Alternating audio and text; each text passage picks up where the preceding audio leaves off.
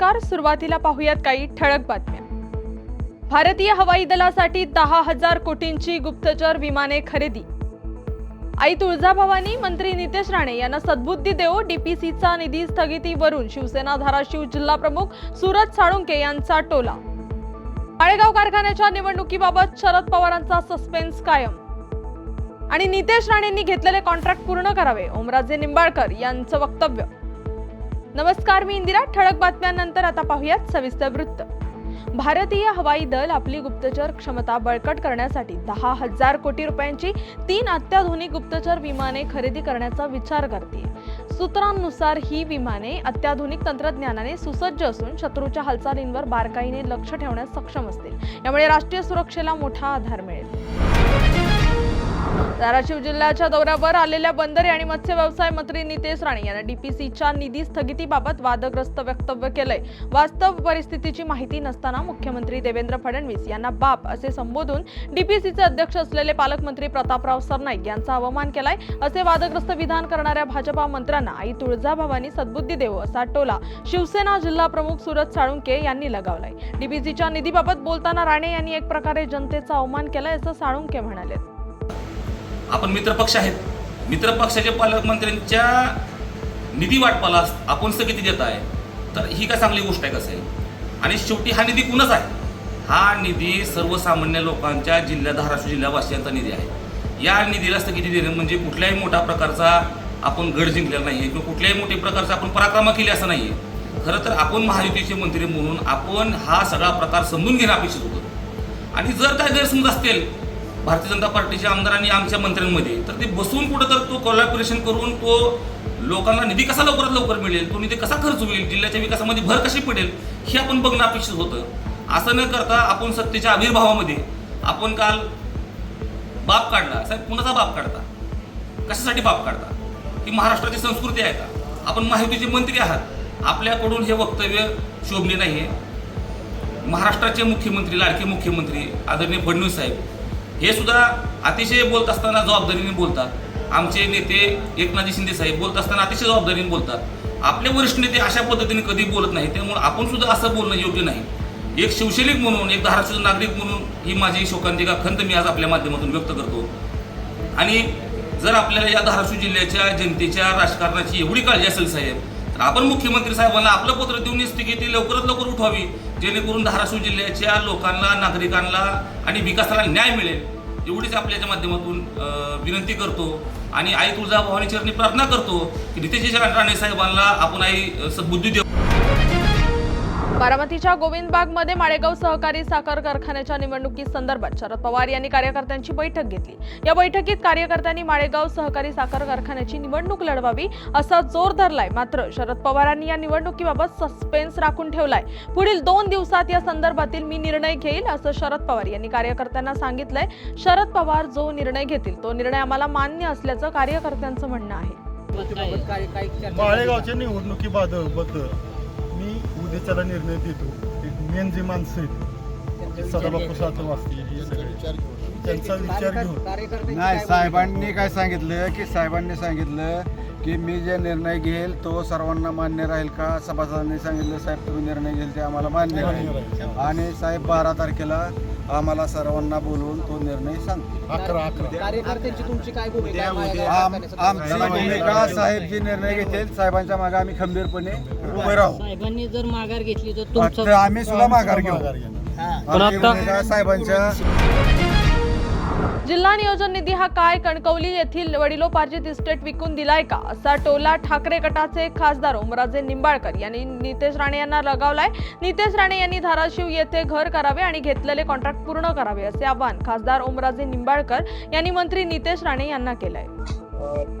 दादा, नितेश राणे काल धाराशिव जिल्हा दौऱ्यावर होते. त्यांनी बरेच असे वक्तव्य केले की डीपीडीसी असेल किंवा तुमच्या बाबत वक्तव्य केलं, काय वाटतं? सगळ्यात पहिल्यांदा त्यांच्या वक्तव्याचा मी जाहीर निषेध करतो. आणि एक प्रकारे जे वक्तव्य केलं त्याच्या माध्यमातून धाराशिवच्या जनतेच्या सुद्धा लक्षात आलं असेल की जिल्हा नियोजन समितीच्या निधीला आम्ही स्थगिती दिली. त्यांनी स्थगिती दिल्यामुळं धाराशिव मधल्या जी शहरात राहणारी लोक आहेत, ग्रामीण भागात राहणारी लोक आहेत, त्यांना त्या दलिंदर चिखलाच्या रस्त्यानं प्रवास करावा लागतोय. खड्ड्यानं जावं लागतंय, अनेक ऍक्सिडेंट होऊन तिथं लोक मृत्युमुखी पडतायत. की सामान्य जनतेच्या तर लक्षात आलं की हा निधी थांबवल्यामुळे हे सगळं आपल्याला भोगायची पाळी आहे. शेतकऱ्यांना त्यांचे ट्रान्सफॉर्मर डीपी जे असतात शेतातले ती मिळत नाहीत. पाणी असून त्या शेतकऱ्याला त्या ठिकाणी स्वतःच्या पिकाला पाणी देता आलं नाही. त्याही शेतकऱ्याच्या लक्षात आलं असेल की हे निधी थांबवल्यामुळे आता हा जो काही त्रास आहे तो आम्हाला भोगावा लागतो. आणि सगळ्यात महत्वाचं, हा जो निधी आहे धाराशिव जिल्हा नियोजन समितीचा, हा निधी काय कणकवलीची वडिलोपार्जित इस्टेट प्रॉपर्टी विकून त्या ठिकाणी दिलेला निधी आहे का हो?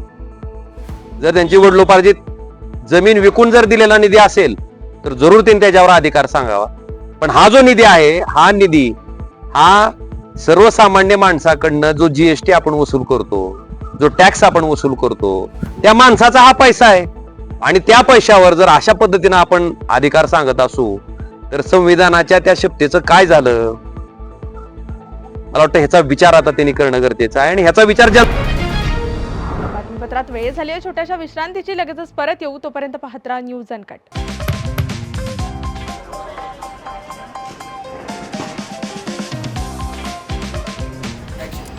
तर या होत्या आजच्या ठळक बातम्या. हा काही रॅन्डम गोंधळ नाही. ब्रेकिंग न्यूजच्या पुढे जाऊन जगाच्या कानाकोपऱ्यातलं अनकट सत्य दाखवणारे आम्ही आहोत न्यूज अनकट.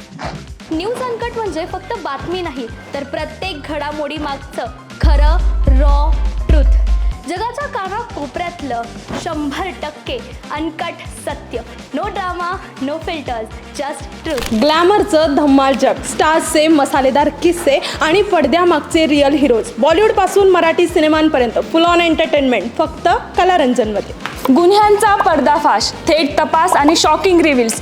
क्राईम कनेक्शन जाणून घ्यायचंय? मग पहा न्यूज अनकटचा क्राईम रिपोर्ट. आता शेती म्हणजे फक्त नांगरच नाही, तर ड्रोन, डाटा, डिजिटल आयडियाज आणि शेतकऱ्याचा नवीन अवतार. पहा कृषी विश्व, प्रगतीची एक नवी दिशा. हेल्दी राहायचंय, फिट राहायचंय? मग जाणून घ्या फिटनेसच्या simple tips, healthy diet plans news अनकटच्या धन्वंतरीमध्ये. गल्लीपासून दिल्लीपर्यंत थेट सडेतोड आणि रोखठोक रिपोर्टिंग. राजकारणातील सगळे खेळ नो फिल्टर स्टाईलमध्ये. #राजकारण news अनकटवर.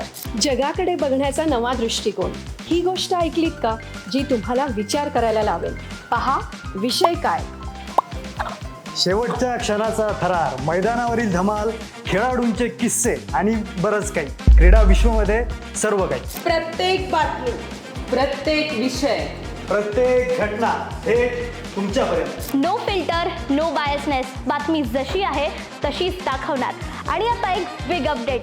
News uncut is levelling up. आता न्यूज अनकट घेऊन येत आहे एक नवीन स्वतंत्र चॅनल, जिथे सगळं काही थेट रिअल आणि अनकट असणार. More content, more shows, more real talks. Presenting uncut explained.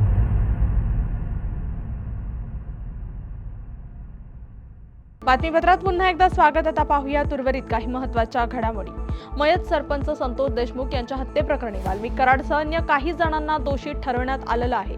मात्र आपण निर्दोष असल्याचं सांगत निर्दोष मुक्तीसाठी वाल्मिक कराड यांनी अर्ज केलाय. पण वाल्मिक कराडसह त्याच्या साथीदारांनी केलेले कृत्य पाहून त्यांच्या निर्दोष मुक्तीसाठी कोणीच सहमती देणार नाही, असं धनंजय देशमुख यांनी माध्यमांसमोर बोलताना सांगितलंय. दोषींवर कठोर कारवाई होईल असा विश्वास धनंजय देशमुख यांनी व्यक्त केलाय. त्यात सांगतो मी जे की म्हणणं मांडलंय तिन्ही फिर्यादींनी, ते असं आहे की हे जी खंडणीची जी टोळी होती, खून प्रकरणातील जी टोळी होती, त्या टोळीचा मालक जो कोणी आहे, मुख्य आरोपी 1 नंबरचा, त्यांनी दोषमुक्तीचा अर्ज दिलाय. तो न्यायालयात आहे, त्याची सुनावणी आहे 17 तारखेला. परंतु ह्यांचं जे म्हणणं घेतलंय त्या म्हणण्यात असं आहे की जो CIDनं, SITनं जे काही अर्ज दिलेला आहे, म्हणजे जे काही तपास केलेला आहे आणि जे काही चार्जशीट दाखल केलेलं आहे, त्याला जे फिर्यादी आहेत त्यांचं असं स्पष्ट म्हणणं आहे की जे हे आरोपी आहेत, ह्या आरोपींना या तपासाप्रमाणे कठोरातली कठोर शिक्षा व्हावी. आणि हे फिर्यादीच नाही तर या पृथ्वी तलावरचे ज्यांनी हे प्रकरण स्वतःच्या डोळ्यांनी बघितलंय, ज्यांनी अनुभवलंय, ही जे वेदना अनुभवल्यात, असा कुठलाच माणूस या दोषमुक्तीच्या अर्जाला सहमती मनातली मनात सुद्धा देऊ शकत नाही. कारण का हे सगळे घोर अपराधी आहेत. यांना ही कठोरातली कठोर शिक्षा व्हावी हेच सगळ्यांचं म्हणणं आहे. देशमुख कुटुंबियाचं म्हणणं आहे, गावाचं म्हणणं आहे, सगळ्या फिर्यादीचं म्हणणं आहे. आणि ह्याच्यामध्ये ह्यातलं कुणीही सुटणार नाही अशी आम्हाला एकदम खात्री आहे. शालेय पोषण आहार शिजवणाऱ्या महिलांना किमान वेतनवाढ करण्यात यावी, त्यांना विमा संरक्षण देण्यात यावं, तसंच कायमस्वरूपी नोकरीत समाविष्ट करण्यात यावं यासारख्या विविध मागण्यांसाठी आंदोलक महिलांनी शालेय शिक्षण मंत्री दादा भुसे यांच्या मालेगाव येथील बंगल्यावर मोर्चा काढलाय. आधारवड महिला बहुउद्देशी सेवाभावी संस्था आयटक आणि श्रमिक कामगार संघटना यांच्या वतीनं या मोर्चाचं आयोजन करण्यात आलं होतं. दादा भुसे यांनी महिलांशी सविस्तर चर्चा करून निवेदन स्वीकारलंय आणि याबाबत तात्काळ निर्णय घेण्याचं आश्वासन दिलं. छत्रपती संभाजीनगरच्या वेरूळ येथील प्राथमिक आरोग्य केंद्रातील वैद्यकीय अधिकाऱ्यांची अनुपस्थिती ही गंभीर समस्या बनली आहे. रविवारी पुन्हा एकदा आरोग्य व्यवस्थेतील हलगर्जीपणाचे विदारक चित्र समोर आलंय. पळसगाव येथील एका व्यक्तीने आत्महत्या केल्यानंतर त्याचा मृतदेह शवविच्छेदनासाठी वेरूळ आरोग्य केंद्रात आणण्यात आला. मात्र तिथे डॉक्टरच अनुपस्थित असल्याचं धक्कादायक वास्तव समोर आलंय. तब्बल 3 तास मृतदेह शवविच्छेदनागृहात पडून होता. वेरूळ आरोग्य केंद्र हे केवळ नावापुरतं चालू असून इथे कुठल्याही सेवा जबाबदारीने दिली जात नाही असा आरोप मृताच्या नातेवाईकांकडून करण्यात आला आहे. बर्निंग पेशंट होतं पळसगावचं. आम्ही 3 वाजता इथं आलो. इथं डॉक्टर लोक कोणीच नाही, काही रिक्वेस्ट घ्यायला कोणी तयार नाही. नेमकी काय घटना आहे सर? आता ते जाळून घेतलं त्या माणसानं. जाळून आत्महत्या केली. बरं. तर मग आता तुम्हाला कोणी करासाठी थांबलो आम्ही. PM साठी आता कोणी डॉक्टर वगैरे एमओ आहे का नाही? कोणी कोणीच नाही इथे. नाही का? आता काय उपयोग मग? कसं ते आवड साहेब काय सांगितलं का नाही तुम्हाला? कोणी आहे का नाही कर्मचारी आत? नाही, ते खुलताबादला घेऊन जा म्हणे आम्हाला. हा का? जालन्यात 15 वर्षाच्या अल्पवयीन मुलीचा बालविवाह रोखण्यात प्रशासनाला यश आलंय. जालना शहरातील वृंदावन गार्डन येथे चाइल्ड हेल्पलाईन पथकाने ही कारवाई केली आहे. जालना शहरातील एका 15 वर्षाच्या अल्पवयीन मुलीचा विवाह बुलढाणा येथील एका मुलासोबत लावला जात होता. या बालविवाहाची माहिती जालना येथील चाइल्ड हेल्पलाईन पथकाला मिळाली. त्यानंतर चाइल्ड हेल्पलाईन पथकाने घटनास्थळी जाऊन वर आणि वधूच्या पालकांना बालकल्याण समितीसमोर हजर करून त्यांना समज देऊन हा बालविवाह थांबवला. बातमीपत्रात वेळ झाली आहे छोट्याशा विश्रांतीची. लगेचच परत येऊ. तोपर्यंत पाहत राहा न्यूज अनकट. चला करूया माणुसकीचा हा नाट्य जागर. चला करूया जागर स्वतःमध्ये आणि सगळ्यांमध्ये माणूस शोधण्याचा.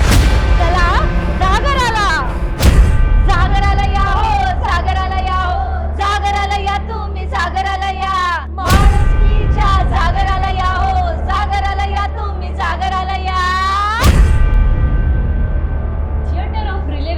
कलाकारांचा हा नाट्य जागर येतो लवकरच आपल्या भेटीला न्यूज अनकटवर. बातमीपत्रात पुन्हा एकदा स्वागत. आता पाहूया उर्वरित काही महत्त्वाच्या घडामोडी. लहान मुलाचे पिंडदान करण्यासाठी गेलेल्या आई आणि 2 मावस बहिणींचा पाण्यात बुडून मृत्यू झालाय. गोंदिया तालुक्याच्या कोरणी घाटावर ही दुर्दैवी घटना घडली आहे. मीरा इसुलाल तुरकर, मीनाक्षी संतोष बघेले, स्मिता शत्रुघ्न टेंभरे अशी मृत महिलांची नावं आहेत. या घटनेमुळे परिसरातून हळहळ व्यक्त केली जाते. छत्रपती संभाजीनगरमधील पंढरपूर ग्रामपंचायतीकडून संकलन केला जाणारा टाकाऊ कचरा थेट MIDCच्या अखत्यारीत असलेल्या भूखंडावर जाळला जात असल्याने पंढरपूर ग्रामपंचायतीचा अजब कारभार चव्हाट्यावर आलाय. हा कचरा रस्त्याच्या कडेला जाळला जात असल्यामुळे परिसरात प्रदूषणाचा आगडोंब उसळलाय. त्यामुळे परिसरातील नागरिकांचे आरोग्य धोक्यात आले. प्रदूषण नियंत्रण महामंडळ तसेच MIDC प्रशासन आता कोणता कार्यवाहीचा बडगा उगारणार याकडे आता नागरिकांचं लक्ष लागलंय.